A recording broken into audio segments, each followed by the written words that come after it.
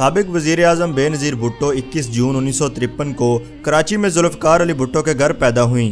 برطانیہ اور امریکہ میں اعلیٰ تعلیم حاصل کی۔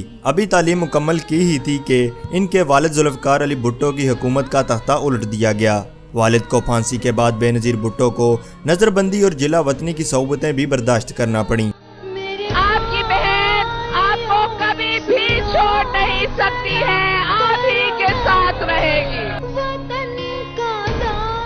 1986 میں بے نظیر بھٹو وطن واپس آئیں اور 1987 میں آصف علی زرداری سے رشتہ ازدواج میں منسلک ہوئیں۔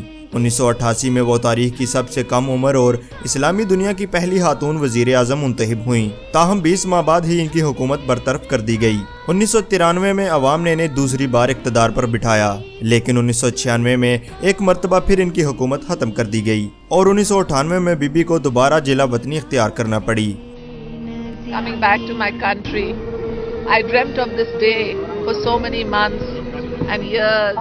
I counted the hours, I counted the minutes and the seconds. بے نظیر بھٹو 18 اکتوبر 2007 کو وطن واپس پہنچی تو کراچی میں ان کے قافلے پر خودکش حملہ ہو گیا، جس میں وہ بال بال بچیں، لیکن 200 سے زائد افراد جاں بحق ہو گئے۔ پہلے حملے کے ٹھیک 2 ماہ 9 دن بعد 27 دسمبر 2007 کو راولپنڈی کے لیاقت باغ میں ان پر دوسرا حملہ ہوا، جس میں بی بی جاں بر نہ ہو سکیں اور اپنی جان آفرین کے سپرد کر دی۔